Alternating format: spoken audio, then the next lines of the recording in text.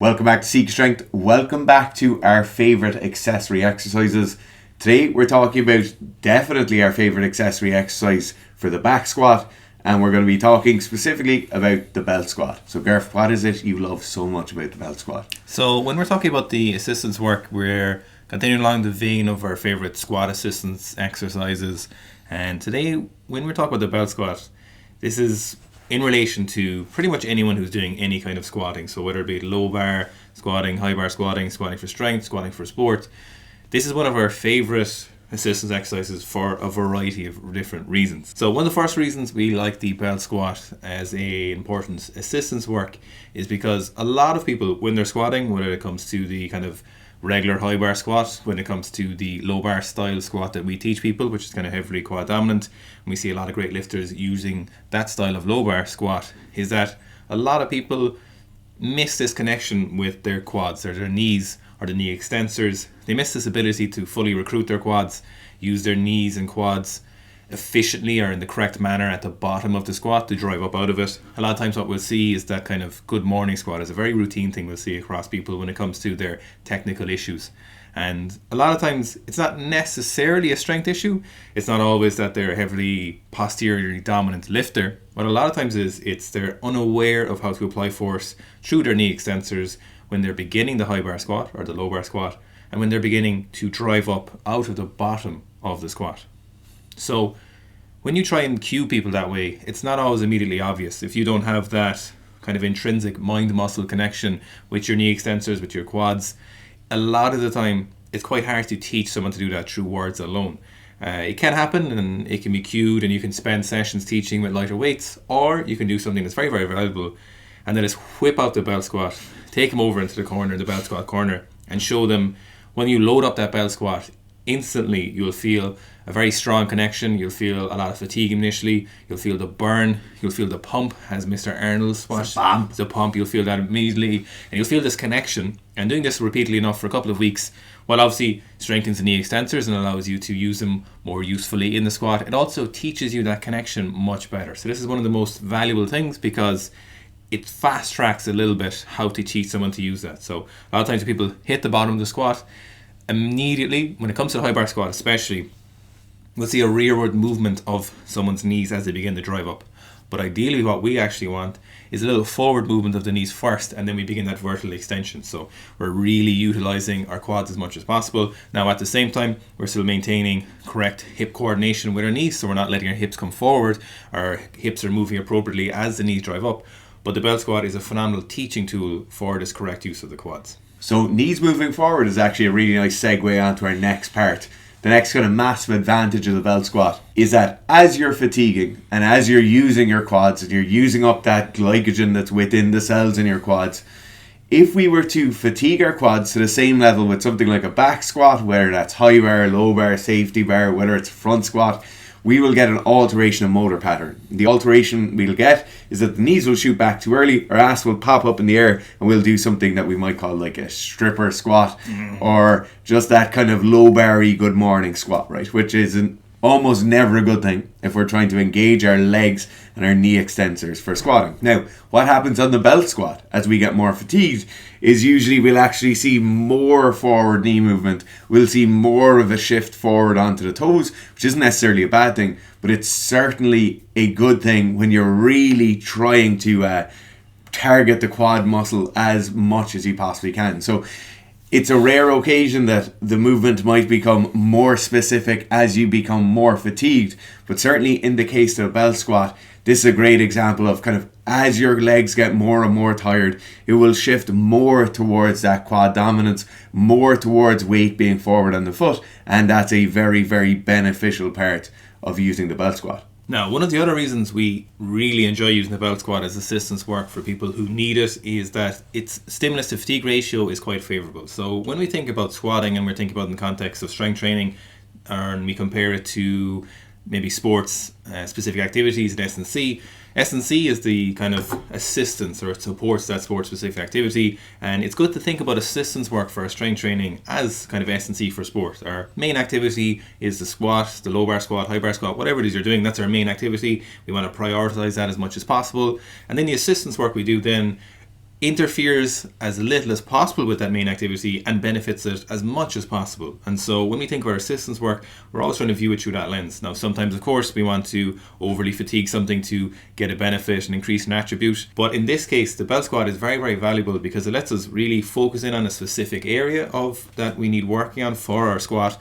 But it also has quite a low fatigue ratio to it when we use it. So we get a lot of bang for a buck with lighter weights, but we also get this absence of spinal loading, which spinal loading, depending on the literature you look at and depending on the views of fatigue and the biochemistry of fatigue, supraspinal loading is something that might be apparent and it might have its own specific nuances. And so when we load up the spine, you might need to remove some of that to have a different kind of fatigue and reduce certain kinds of fatigue. So when we don't load that spine, of course, we get the absence purely of not loading the upper body, so we can focus in on the lower body, give the upper body a rest for deadlifting, for future squats. But we also might, I just want to really emphasize that my part, have an absence of a certain kind of fatigue that you get when you do load the spine that might be slightly different to other local muscular fatigue. So primary concern there is, though, we get a lot less fatigue, we get a lot more specific fatigue, and we get an absence of other fatigue that lets us benefit and kind of overload the quads when we need them, but not kill us too much in other areas when we need that also. Now, I think final point on the belt squat is a bit of a note, right? For me,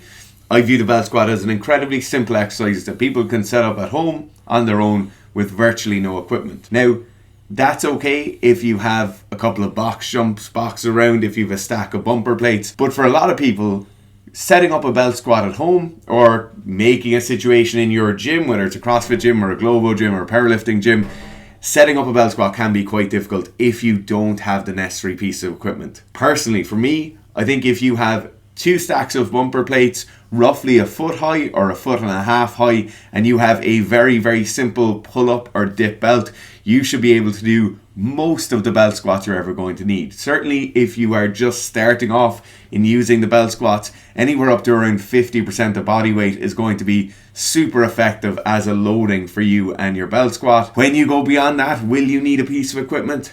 Possibly, yes. It's very, very likely some sort of a jig or some sort of a rig where you can load plates onto it, hook yourself in and use it will be more beneficial. You will get more training effect from having that specific piece of equipment.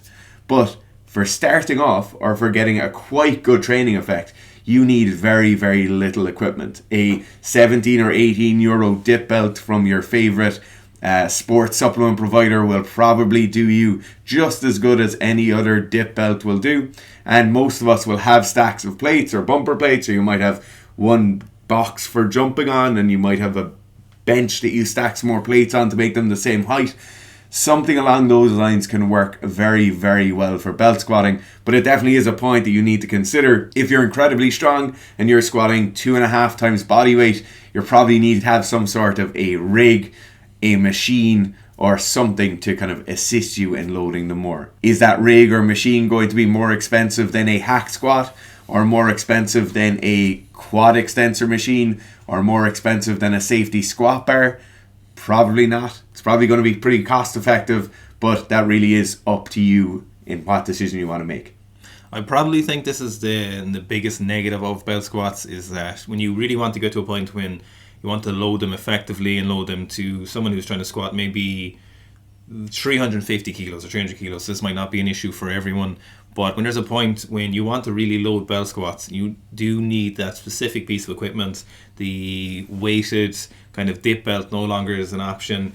A weighted dip belt with a barbell maybe between your legs and a landmine style squat, it doesn't really become viable because you don't get as huge a benefit from it when someone has particularly strong legs. So it's kind of a nuanced problem. It's not even an issue if you're using for those very heavy weights. It's still an issue when you're just looking for a gym space. Sometimes if you're in a commercial gym and you have a lot of different people around the place and there's a lot of different pieces of equipment, and you try to set up your kind of landmine in the corner and you're trying to get boxes and you're trying to get maybe 2 benches and you're trying to get the dip belt, and you're losing a lot of different pieces of equipment with people. Might not always be an option. It might be culturally a faux pas when you're trying to steal all these bits of equipment, put them in the corner. It does have its issues in terms of its setup, and I think that's probably the biggest issue with it in regards to it does have some barriers to entry to setting up the belt squat in terms of what is generally accepted in some gyms. Like for example, certain gyms will have very good specific pieces of equipment that are kind of platforms. You'll see some pulley systems, You'll see some leverage systems where they'll have you load them, you stack the plates on, you suit yourself up, and then you go from there. And they're a full platform. It's a big piece of equipment. It's very specific, like all machines are, but it's not very versatile. Other machines, kind of like cable crossovers, and you'll get a different couple of options from those. But when it comes to a gym, trying to figure out, is a bell squat machine a optimal use of space and money? A lot of times the answer is not even no. It doesn't even come into the equation. People don't even think about it. So I think that's the biggest kind of real negative when it comes to bell squat, is setting it up. There definitely is that thing of walking around with 3 or 4 plates hanging in the kind of testicles of doom position, as well as you're going over to a bench to unload them or load them. The biggest thing is getting up on the bench as well, without smashing yourself or falling over. And trusting the bench, trusting the boxes not to cave in. There's a lot of issues with the setup. Even just getting that foot up can be a harrowing affair. Setting it up, once you're there, it's perfect and it's very beneficial exercise, but the biggest negative is getting it sorted.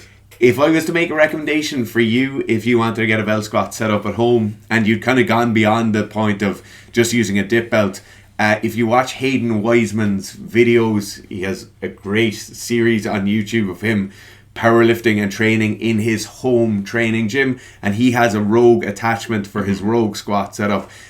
When we were coaching Hayden, we loaded those very, very heavily. Yes. And worked it's a really simple, literally just a bar that straps on, or clips into his platform or his squat rack. And that's a really nice, pretty cost-effective way of being able to load your belt squats. There is other potential options for knee extensor training, so maybe leg extensions, hack squats, maybe to a lesser extent leg press. We might get into those to a later stage, but they're not as useful as the non-spinal loaded belt squat variation, which we do love. Thanks for watching, guys. Join us next week again, where we'll be telling people why the safety squat bar is just not that useful, or we don't like it that much.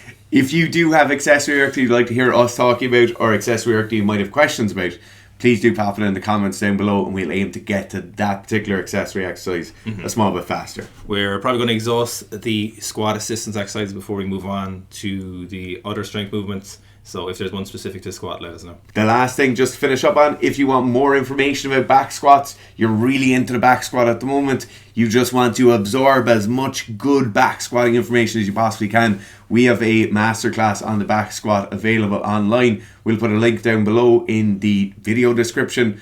You can just follow the link and find it. And stand by in the coming months for Seek Strength's paperback book, The Comprehensive Guide to the Squat.